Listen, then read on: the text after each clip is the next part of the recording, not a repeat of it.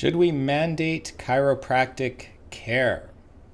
During this time where it looks like the country's taking away all the mandates, and that seems like a good idea, to get our freedom back. But in BC, we're kind of holding out a little bit, and it makes me hopeful that maybe, just maybe, they'll start mandating more things and just adding chiropractic in there just so that everybody will be healthier.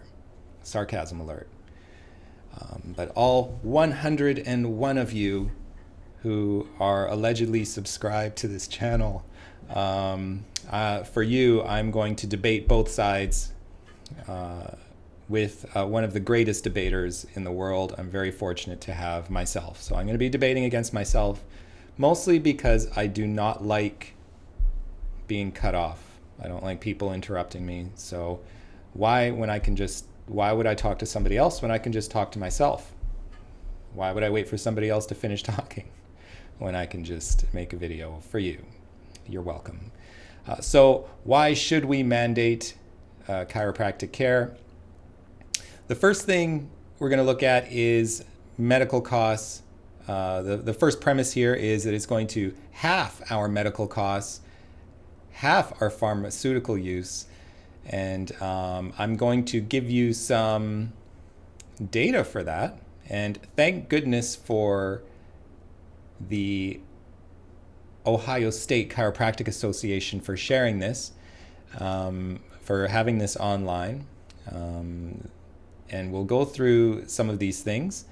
If we look here, you can see this summary. My research conducted over a 10-year period utilizing clinical and cost outcomes data from one of the nation's largest insurance underwriters suggests that regular utilization of chiropractic could reduce the need for hospitalization, pharmaceutical usage, and overall global healthcare costs by almost 50%. So this is Richard I. Sarnat, MD, president of someplace called AMI.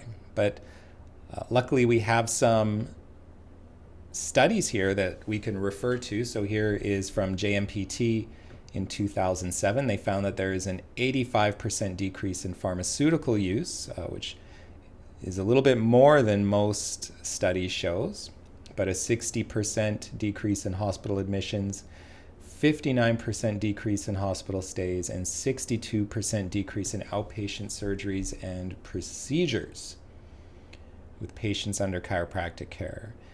In this study, also in JMPT, 43% fewer outpatient surgeries and procedures,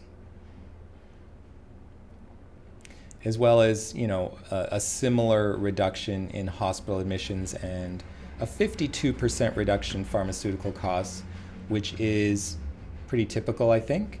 This is a very famous report called the Manga Report. This report is just if they paid for chiropractic care and people went on their own. The Ontario healthcare system would save somewhere between $380 and $770 million per year in I think this was in 1998, yes, in 1998 dollars. And then here, the average medical payment, this is in 2001 for a chiropractic, for all services for beneficiaries who had chiropractic care. So this is healthcare. This is an actual Medicare program. The patients that these insurance providers have that saw chiropractors would average $4,426 per year. And the ones who didn't use chiropractors averaged $8,102 per year. Okay, does that make sense? And here, when we see episodes of care, this is just for low back pain, it cost almost 40% less if they saw a chiropractor compared to an MD. This one, the reason to look at this one is because it's just looking at why maybe, and it's just saying this 51 to 64% success rate of chiropractors. I believe they just did a study of the musculoskeletal medical education. And this isn't a small thing because a lot of the injuries that medical doctors see are musculoskeletal injuries. Low back pain is probably the most common thing that people visit the doctor for, and it's one of the most expensive, if not the most expensive problem in Canada is back pain. As we will see, we'll look at some more data as well later. Here we go. Those who visited chiropractors paid less and were more satisfied with their care given. So repeatedly you see satisfaction levels that are extremely high with chiropractors. And this is even though oftentimes, even in Canada, where people have to pay for the chiropractor compared to going to a medical doctor for free, they're still very satisfied with seeing the chiropractor. And by free, I mean your taxes are paying for it. And we're going to go over those costs in a bit later. But the total insurance payments are greater for episodes with medical first contact provider. So again, 1,020 to 518. So again, around double. So chiropractor could control healthcare spending, and there are a few more things here. So a couple of things that I want to clarify is that just for the purpose of this little debate, so those are the premises. Basically, medical costs will be cut in half, pharmaceutical use will be cut in half, and we're going to look at the costs of chiropractic wellness care. And there's an article that was in Spine, volume 36, number 18. So this was, I think, 2016 or so, showing that where they also conclude that it's recommended to do wellness care as compared to reactive care. It makes sense. That's what chiropractors have been recommending for 120 years, is that you go to the chiropractor regularly. What I am seeing is that for the most part, this is around once every 2 weeks. So we're gonna say once every 2 weeks because that's gonna cost the most, and also because it will likely get the best return. In other words, typically people are going to be healthier if they come visit every 2 weeks compared to if they're coming once a month. But for wellness care, once a month appears to be the minimum, but we're going to look at the cost of once every 2 weeks, whether it's possible. I also think that is definitely the maximum amount that we chiropractors could see people. I'm pretty sure, and you'll see why in a minute. I also believe that it's going to be adjustment for subluxation. What I've seen over the last 20 years is that when people are adjusted for subluxation, they respond better than somebody who just gets a coin flip adjustment. So if you know what I mean, I know this sounds crazy, but by a coin flip adjustment, there are actually studies where chiropractors or the people doing the study have decided what segments and what direction to adjust it in randomly based on a coin flip. And there are chiropractors in practice, I'm sorry to say, that literally do the same adjustment on everybody. Like right C1, right PI, same thing on everybody. I don't do that. I wouldn't do that. And what I've seen for sure, and I'm sorry I don't have any references for this, when we adjust for subluxation, we get far better results compared to if we do a coin flip adjustment. I'm not even going to argue this because that should just be obvious. This shouldn't even exist as far as I'm concerned. So when we look at savings in Canada, the medical system in Canada costs $264 billion per year. So that's $7,000 per year per person, or $600 a month. The savings theoretically then would be about $130 billion per year. And that is $3,526 each per year, or $300 per month.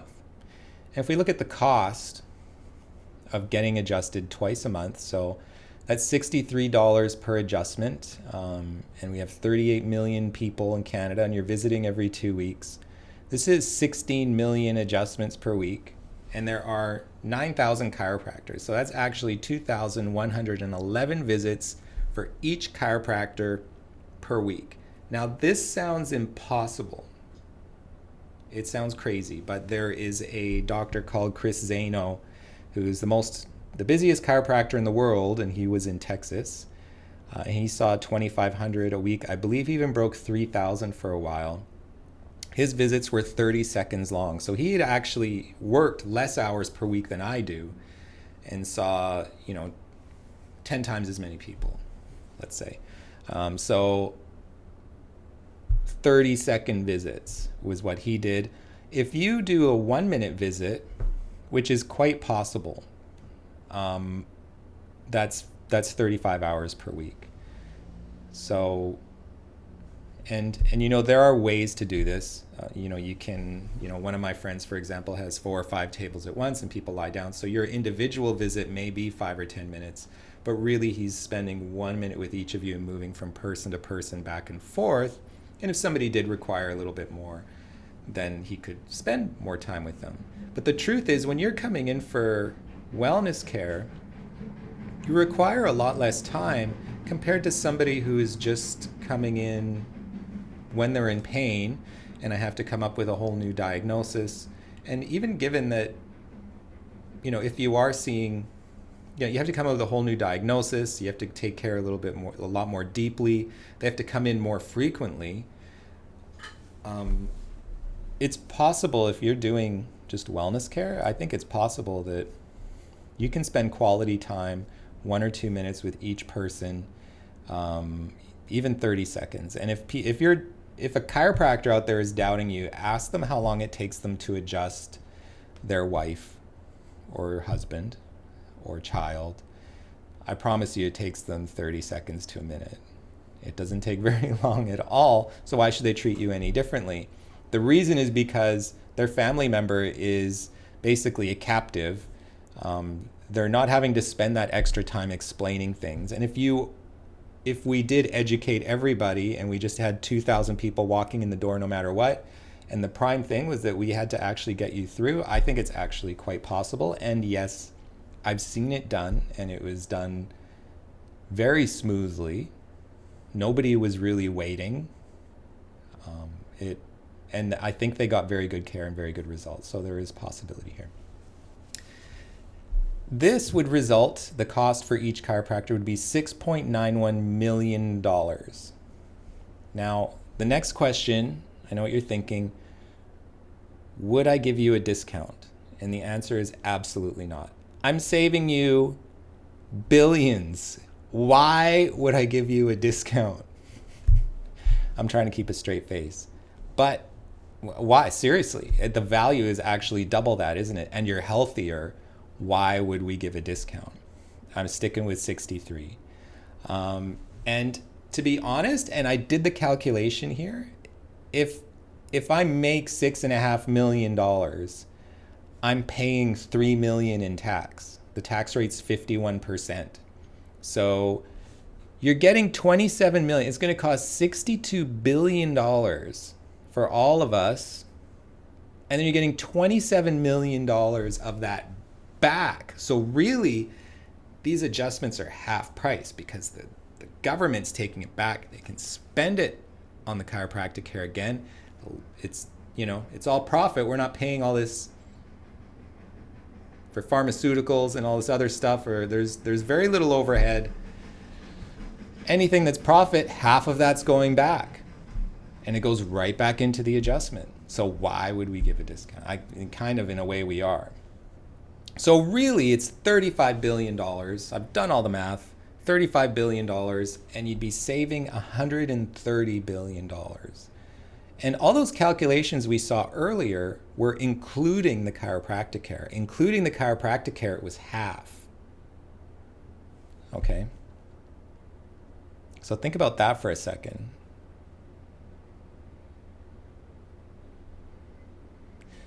Lives. So when we talk about decreasing a hospital stay, that means that there are more beds. That means that the hospitals have a higher bandwidth. That means doctors can focus on doing things to save people's lives. And that's a big problem right now, isn't it? I mean, we're talking about doctor shortages, talking about not enough hospital beds, saving more lives, right? It's a big deal. So just that, we're thinking, up to now, we've been thinking about just cost, which I guess really just affects people's energy, because if we decrease the cost, that means eventually your taxes would go down. And that's people's energy. That money is people's energy that you've worked hard to use. And then you're giving, if you're saving money, you're saving people's energy. So that affects everybody. But now we're starting to get into, if we're opening up hospital beds, that's actually going to save people's lives, isn't it? It's going to make our healthcare system that much better. But we're also going to save lives in a different way. And let's talk about the opioid epidemic. Now, we were talking about how it was halving the pharmaceutical costs. Now, Dr. Sanjay Gupta said back when CNN was credible in 2018, the typical opioid victim is a Caucasian male in his mid-30s, and the initial diagnosis is for back pain due to trauma, surgery, or degenerative arthritis. So obviously, when we look at trauma, chiropractors will treat back problems, back injuries due to trauma. Obviously, some trauma we don't treat because it's too severe, but even once that heals to a certain degree, then we will treat it. Surgery, now if chiropractors are preventing surgeries, I think we saw 43% fewer surgeries. Again, wouldn't that stand to reason that we're going to get fewer people initially getting addicted to opioids? And then degenerative arthritis, that is exactly what regular chiropractic care prevents, is degenerative arthritis. That's what we're doing. I think that I surprised somebody who's a regular patient when I told him this. And I think some people don't really put this together, that that's what a chiropractor does. I mean, we're treating your joints, we're keeping them healthier. That's what we're doing. We're preventing arthritis. Just like a dentist prevents cavities, we're preventing arthritis. In fact, I think some people actually think we cause arthritis because they're thinking, oh, grandma told us that cracking our joints is going to give us arthritis. They think that an adjustment is the same thing, but an adjustment is absolutely a different thing. And most importantly, most remarkably, average time from first prescription to time of overdose death is just 31 months. So presumably what's happening is people are getting addicted to opioids in hospital, due to prescription in some of these cases, not all. Then eventually they either overdose on those prescriptions, they start getting them illegally because they're addicted, or they move on to something else that's illegal. We're going to see here, the biggest burden is in BC, Alberta, and Yukon, and it's typically males 30 to 39 years old, and that's 28%. This isn't a problem restricted to persons who use illegal or street drugs. Rather, this is a national public health crisis. So this is from an article called Evidence Synthesis, the Opioid Crisis in Canada, a National Perspective. I can't remember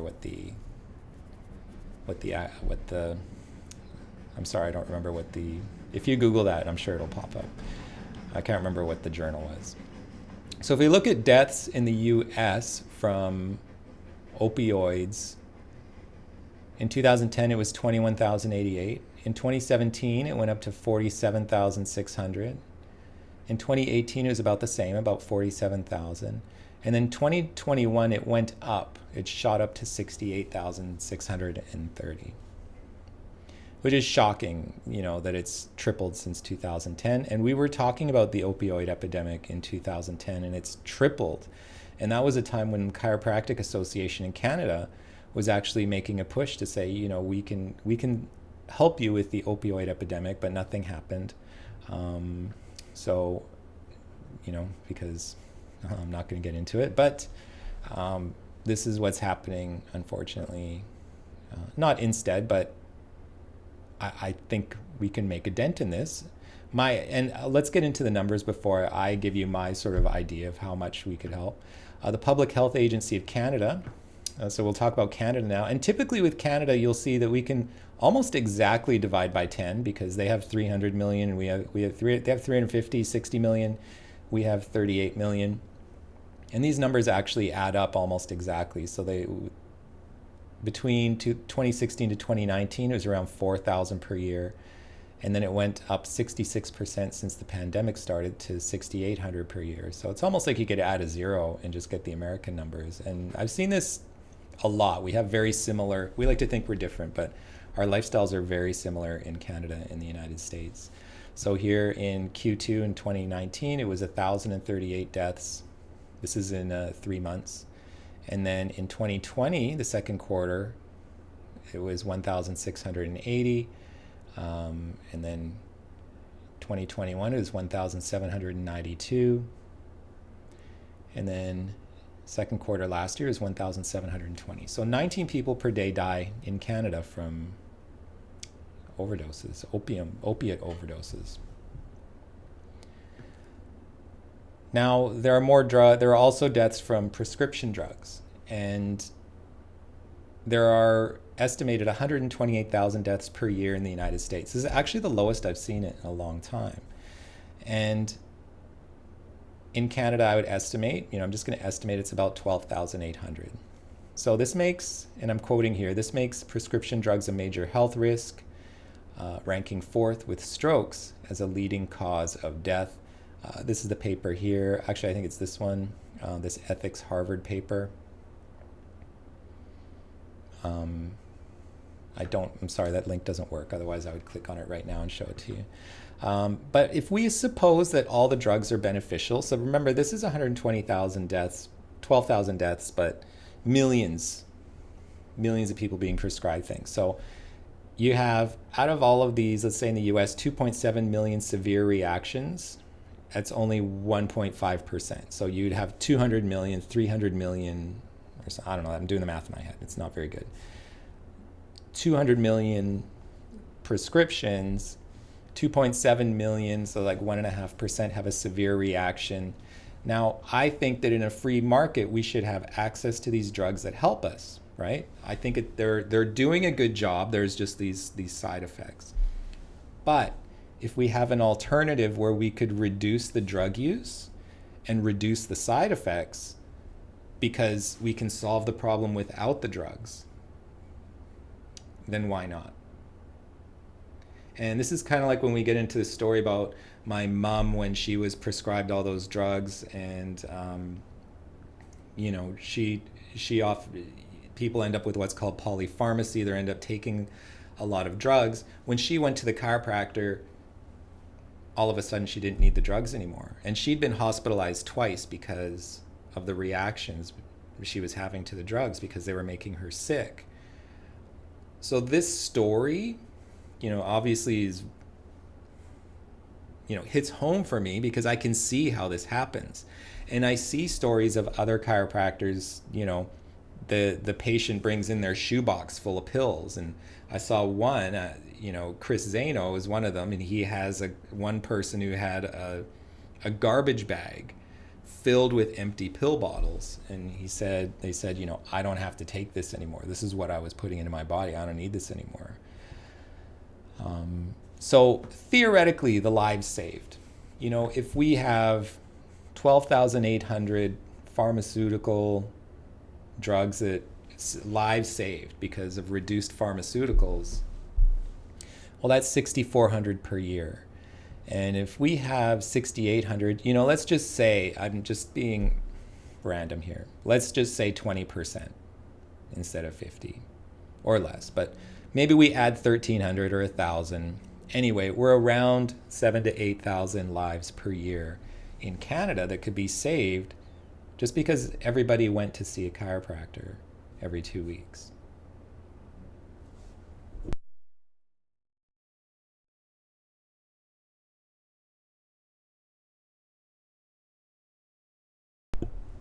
Now, if that's not compelling enough, let's, because one of the problems we're going to have here is like, look, these issues are only affecting the person that has the back problem. Why should I get adjusted? And one of the things that I want to look at is just how much, when you don't get adjusted, how much does it affect other people as well? In other words, how can I make it so that, it's necessary for you to get adjusted to protect me? Now, one of the things that, and this is a real stretch, I'm going to admit this is a big stretch, but I want to kind of strongman the chiropractic argument a little bit, because it's very difficult to argue for a mandate. But if you're talking about protecting the public and mandating chiropractic care, then it's like I have to push this a little bit farther. So D.D. Palmer, he's the original chiropractor. Chiropractic is about 120 years old. So around the beginning of last century, about 100 years ago, D.D. Palmer was experimenting on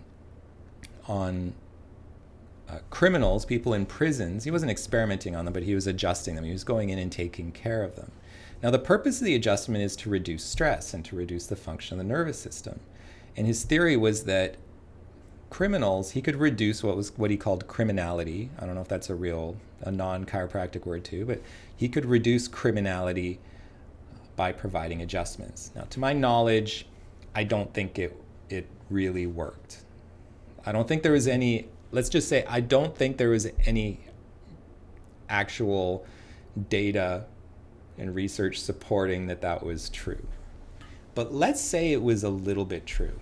And the reason I think it kind of is, and this is also going to sound crazy, but probably every chiropractor has had a situation where they've had it where, a husband has said that their wife has been kinder and a different person since they started getting adjusted.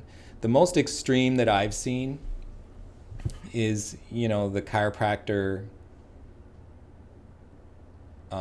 talking to the kid inside who's watching the father get adjusted, and the father will say something like, it feels the same, and then you ask the kid what they think, and they'll say, my dad stopped hitting me. Now, if you're, and it sounds, obviously it's heartbreaking, but these things happen just because sometimes that's just enough. Like if you're decreasing the stress and the person's not in pain anymore, they turn into a kinder, gentler person. So it kind of makes sense, right? Like that if you treat somebody with kindness, you reduce the stress in their body and the stress in their life, and they're able to process stress better. And that's what an adjustment does. The purpose of an adjustment is to reduce stress. I know a minute ago I said it was to reduce osteoarthritis. It does that too. But really, you're improving the body's ability to handle stress, improving the function of the nervous system. And really, why wouldn't it have an effect on everybody? So just as a thought experiment, let's just say that if somebody who is adjusted, if you have somebody who, let's say, is a violent person, if they're adjusted, they have a 25% chance of attacking somebody again. And if they're not adjusted, they have a 38% chance of adjusting again. So let's just say that there is some difference. Would that be enough to really justify mandating it? I mean, would you feel safer around somebody who's adjusted? If they found that, this was true, like if you were less likely to attack somebody, if you were less violent because after getting adjusted, would you feel safer around somebody who isn't adjusted? Would you feel that was enough scientific evidence to force them to get adjusted? I'm just curious, like what do you think? Because that's not a very big difference, a 25% chance compared to a 38% chance. And I mean, I'm kind of arguing kind of on the middle, but I guess if I were arguing, for this, and I'm going to, there's a rebuttal to this too. If I'm arguing for this, I would say that perhaps you would want to mandate that they get adjusted so that they're less likely to actually attack you, less likely to attack their child. So what do you think? I mean, do you think that the individual is like a vessel for violence, or do you think that they are like an individual with multiple facets of things that actually influence them besides that? So here are the things for this, and I'm going to give the flip side in a moment. The cost savings, the lives saved, healthier people in general, less risk less risk from angry, stressed, unadjusted people.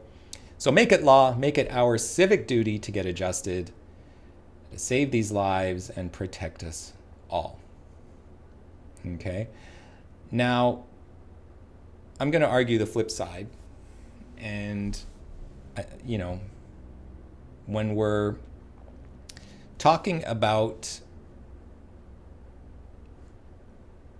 doing a treatment on somebody, if you treat somebody without their consent, that's actually, we have a name for it in chiropractic, it's called assault. I'm not allowed to touch you unless you give me permission. And a lot of the whole, I guess it's kind of like a ritual that we have with a new patient, the process with a new person who's never been into the office before is really geared around letting you know what the risks are of the treatment, of your care, and they're very few with chiropractic. I'm not even going to bring up any risks because they're insignificant in the rebuttal. Whereas if it were any other medical treatment, there would be risks. As we saw with the pharmaceuticals, the whole, getting adjusted is safer than that. That's why it's worth doing. But anytime that I do something without your consent, if you don't allow me to do it, that is assault. We all have human rights. So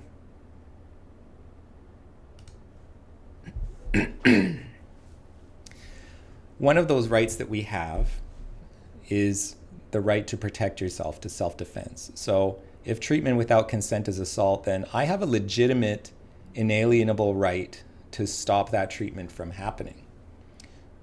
And,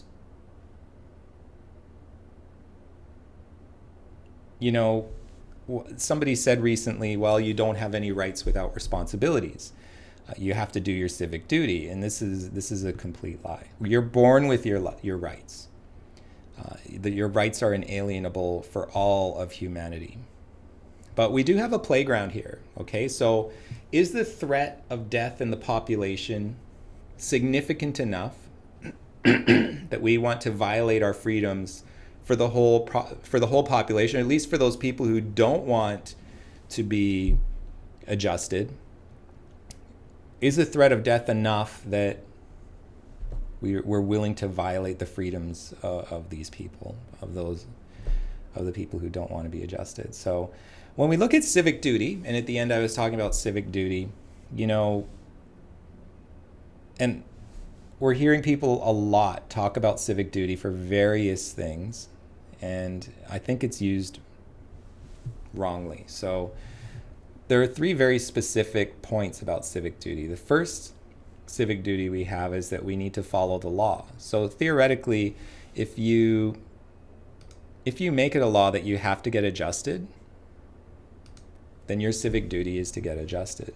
But the second civic duty, the second part of that is if the law breaches human rights, or if people aren't into it, then they should protest, and they should be involved in the society and actually verbally protest peacefully. And this is an important part of democracy and a free society.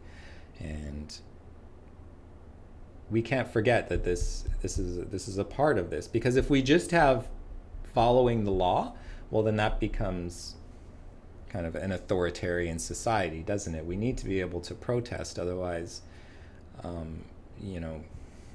and it can't just be the majority. You can't just say 80% of the people can vote and make the other 20% do something they don't want to do. That's not the way that works if you're violating human rights.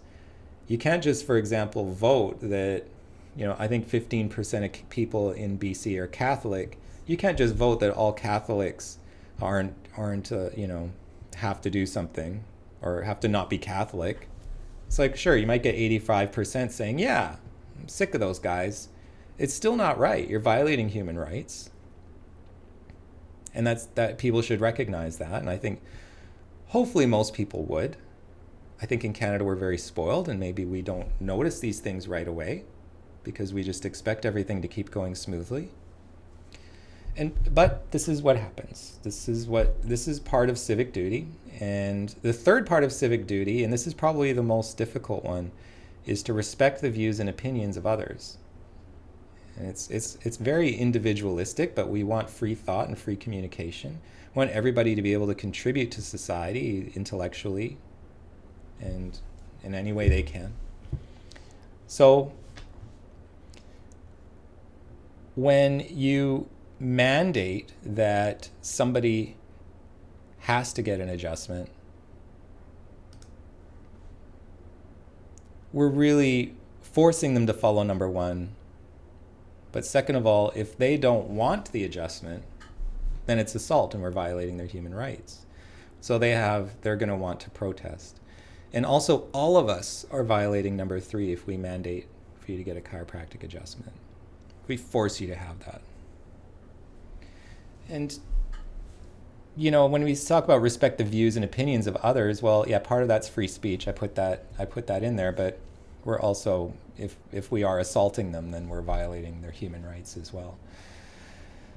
So there's that when we talk about civic duty. Civic duty, to follow a mandate based on civic duty doesn't fly, which is too bad. Kind of looking forward to paying those taxes. Now, the next premise here, kind of as a rebuttal, is governments giving blanket treatments. Is that better than individualized treatment? So individuals have evolved for millennia to adapt and to survive. And they have instincts and feelings, and they get stressed out when you hurt their feelings. And I'm not against hurting people's feelings, but hurting their bodies is kind of where I draw the line. And my relationship with as a doctor and a patient, I don't want to hurt their feelings or their body. And doctors and patients, I am more able as a doctor to decide what treatment is right for a patient. The government isn't really, it's really none of their business, is it? It's between me and them, and especially them, and they should be in control. And it doesn't even have to be just one doctor. It could be multiple doctors. And also the stress is contrary to the well-being of the individual. And also you might end up with a society of unrest. You know, when we let's look at this, Chairman Mao. So if you look at the Chairman Mao's Red Book, and I read this last year, and I found it highly disturbing. I think it's the most evil thing I've ever read. And it says you must always act for the Communist Party, not yourself. And if you depart from the policy, you're wrong. You can see how it's basically the opposite of having civil rights. And they talk about what's called the method of self-criticism. And I think they use this so if you are wrong, you must go through the method of self-criticism, which basically means you must, by the sounds of it, go off and punish yourself and basically retrain yourself so that you go back to doing what the government tells you to do. And, you know, my dad grew up under a fascist regime, and some of my patients have grown up under communist regimes. And, you know, my dad always said that it was when you have one leader, the good thing about it is they can get things done really quickly. Mussolini built schools for him, and before him, nobody could read. You know, and he got a grade 3 education, and he was grateful for that. He built roads. He even commented how Adolf Hitler built the Autobahn and told them to make Volkswagen, and he got things done. He violated human rights, but he got things done. But his point was, and he talked a lot about how the Roman Empire, they would assign the Caesar as a dictator because it was more efficient during war. You couldn't sit around bickering when there were things that needed to be done immediately. And it's very tempting, isn't it? Like, it's very seductive. But the cost of it, when you separate the care from the individual, when a government is trying to take care of things from a distance, they're always going to get things wrong. If they make mistakes, it's going to cost the lives of hundreds of millions of people. You know, so millions of people starve that way. And it doesn't really work. At least it hasn't worked ever. And theoretically, it shouldn't, because people are individuals, they have specific needs, and they have evolved to take care of their own needs. And a society is there to help them do that. But when a government can overrule the personal will over somebody's body, that's not very good, is it? So you end up having you have a decision to make. Do you want a society where there's a loving relationship between an individual and their body, where people are acting with love and actually paying attention to each other very closely? For example, where my doctor pays attention to me and sees what I need and is adapting to it and making very creative choices for me as an individual? Or is it a government making a decision based on, 90% of cases are this way, so therefore you must be that? But you could be the 10%, right? And also, if you have a centralized decision-making process like that, it's very vulnerable to corruption. So I'm not, I'm going to say this, is it worth sacrificing our freedom for a little bit of safety? No. Don't mandate chiropractic care. Okay. But there's more. And one of the things about an adjustment, and I think this is different perhaps from other types of care, is that an adjustment never violates your freedom. If I'm a doctor and they force me, you have to adjust this person, and you had to do your mandatory spinal check, and you were lying down on the table, if you don't want to be touched, the best adjustment for you is to not be touched. I would have to think of something else. Maybe I could rest my hand on your back, but I would find something to do. I think there's a type of adjustment for everybody. I think there's a type of adjustment that even if you don't want your back cracked, which is a fair amount of people, there's plenty to do that everybody, I think, would find it acceptable. And to be honest, even if it was like I had to do Reiki and not touch you and just hover my hand over your back, if that's what you wanted, that would be the adjustment, because the moment I create stress and make you stress out, then it's not an adjustment anymore. And like I said earlier, it would have to be an adjustment for subluxation. Otherwise, it's not going to be effective. All right? And just between you and me, your treatment would have to be confidential, so the government wouldn't know of what happened. Although I guess if they're mandating things, they would be able to mandate that I tell you, or who knows what they would do. But I don't think this is happening. It looks like all the mandates are lifting. I hope you're seeing some of the sarcasm that I'm saying as I say these things, and it's not all the way that I feel. I'm just looking at different points and making some different observations. So I hope you found that interesting, and bye.